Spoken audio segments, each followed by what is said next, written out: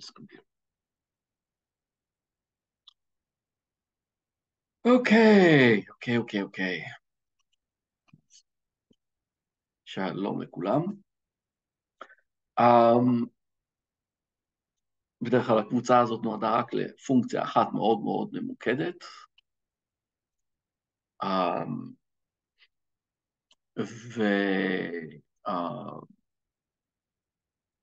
והיום אני מוצא לנכון להרחיב מעט את ההגדרה של הקבוצה הזאת לטובת התקופה הקרובה.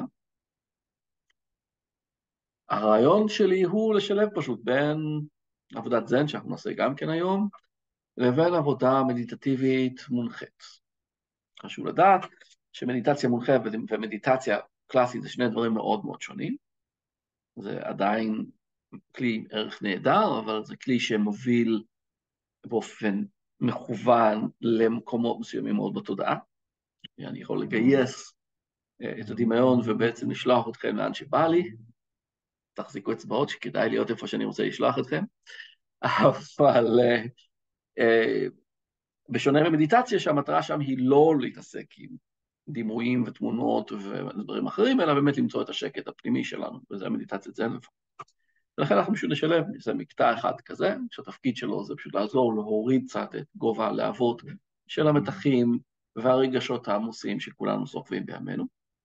ומתוך זה אנחנו נגלוש למדיטציית זן קלאסית. אני אעשה את זה קצת יותר קצרה הפעם, כי זה יהיה ביחד עדיין, אני רוצה שזה יהיה סדר גודל של 20 דקות, לא, אני לא רוצה להעמיס, אני לא רוצה להכביד. כל מי שירגיש בסוף הסשן שהוא בשוונג ורוצה להמשיך, פשוט להתעלם מזה שסגרתי את הבסטה, ולהמשיך את המדיטציה כמה שמתאים לכם.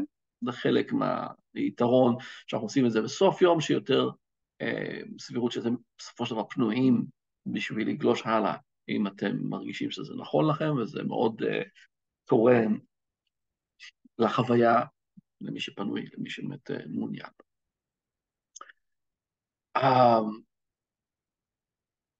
אז אני רוצה לקחת אתכם לאחד המקומות היפים שנמצאים אצלי בדמיון. מקום שאני חולק איתו עם סטודנטים רבים במהלך השנים, ויש בו משהו מאוד מרפא. מאוד מאוד מרגיע ומאוד מרפא, ואני חושב שכרגע זה מקום שכמה שיותר אנשים יכירו זה יותר טוב, להבדיל ממקומות אמיתיים בטבע, שאתם מעדיפים שלא יגלו את הפינות חמד שגיליתם, שיהיה לכם אותם לעצמכם. היתרון במקומות דמיוניים שיש שם מקום לכולם. אף אחד לא יפריע לכם באמצע, אם תיכנסו לשם, אם תגיעו בערך באותו זמן כמוני, אתם לא תתנגשו בי. אוקיי? זה היתרון של הדמיון פה. עוד אחד מהיתרונות הרבים שיש לדמיון. אז מה שאנחנו נעשה עכשיו זה קודם כל לקח כמה נשימות מאוד עמוקות, נתחיל בנשיפה ארוכה.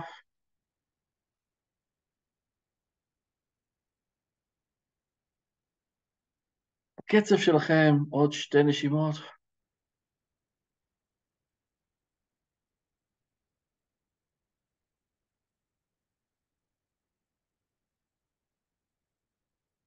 המטרה היא פשוט להיכנס למקום יותר רגוע מבחינה ביולוגית, יותר סוגסטיבי, יותר פתוח לך.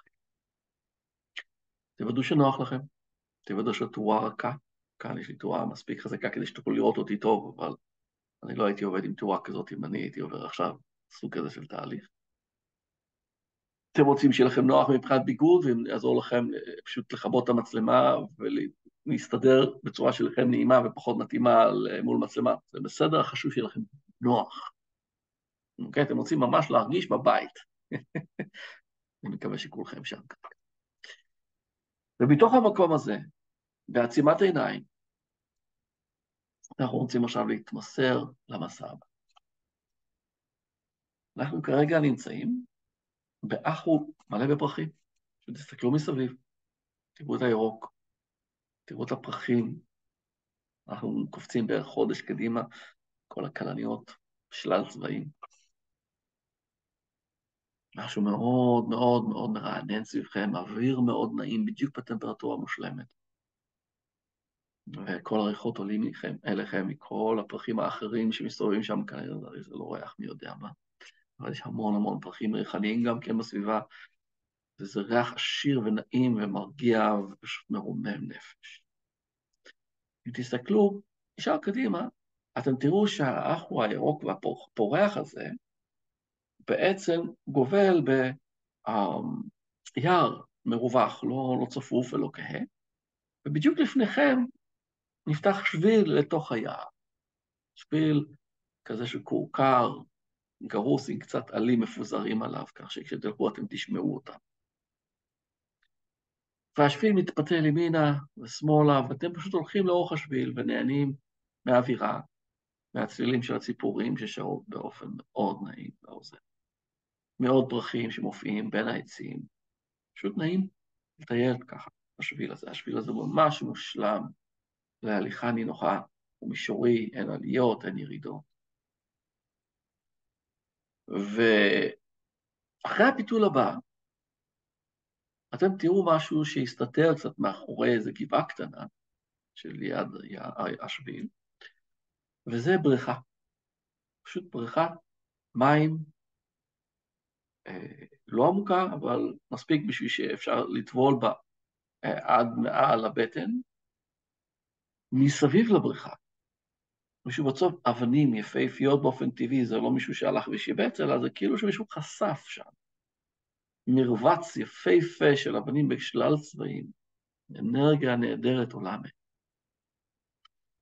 ואני אגלה לכם סוד קטן על הבריכה הזאת. הבריכה הזאת יש לה תכונה שהמים שיש בה יודעים לשתות מתוך הגוף את כל הכאבים, את כל הרגשות התקועים, את כל המתח, את כל המחלות. זה פשוט מים מרפאים בצורה נהדרת ונעימה, הם גם מאוד קלים לציפה, זאת אומרת, אם אתם משכבים על המים האלה, אין מצב שתטבעו, אתם יכולים להירדם ויהיה בסדר. וכמובן שלפני שנכנסים למים, אנחנו משילים את הכל, ופשוט מגלים מים כל כך נעימים בטמפרטורה שזה מפתיע. בדיוק הטמפרטורה שהייתם רוצים כרגע להרגיש. לא חם מדי, לא קר מדי, כזאת שאתם שוקעים בתוך המים והתחושה היא שאתם עטופים ברכב. כל מה שאני מציע, במשך כמה דקות הקרובות, ולצוף לכם בהנאה, ולהרגיש איך המים לאט לאט יונקים מתוך האיברים השונים, מתוך הרובדים השונים, את כל מה שהייתם רוצים להשאיר מאחור. כל הכאבים, כל המטענים, כל החששות.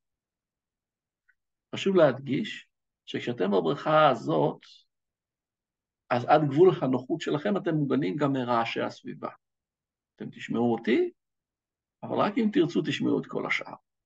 לבחירתכם בכל רגע נתון, אם להתייחס או לא להתייחס למה שקורה בסביבה.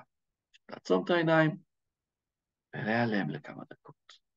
אני אשים עין על השעון, כך שלא נשחק יותר מדי. תהנו לכם.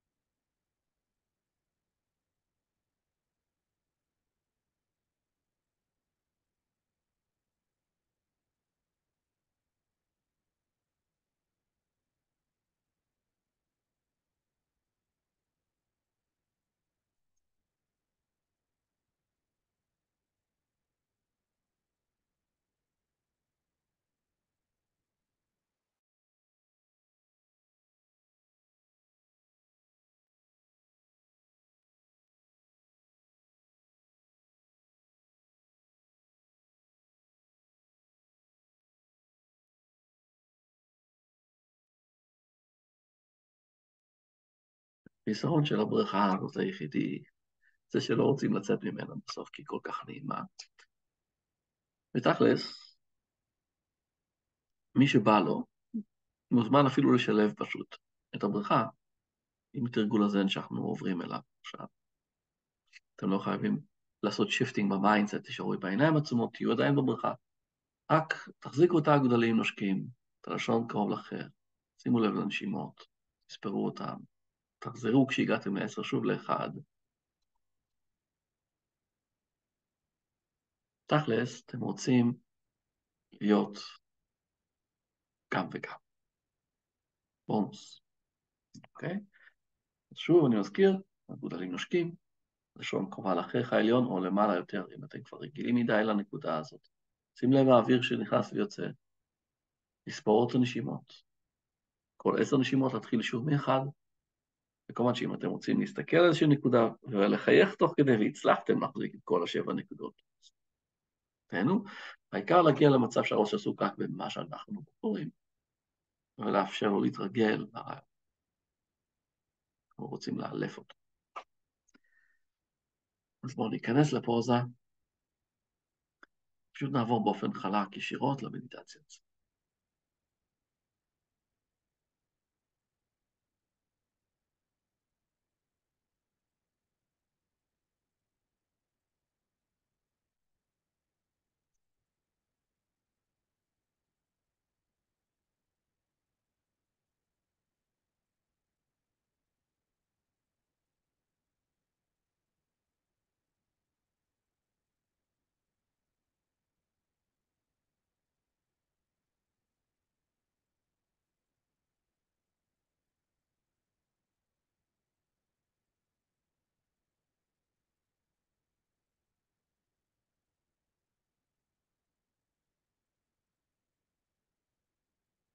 בהנחה שאת כבר מתורגלת במדיטציית זן, מיכל, מוזמן פשוט להצטרף, אנחנו כבר בתוך הסשן.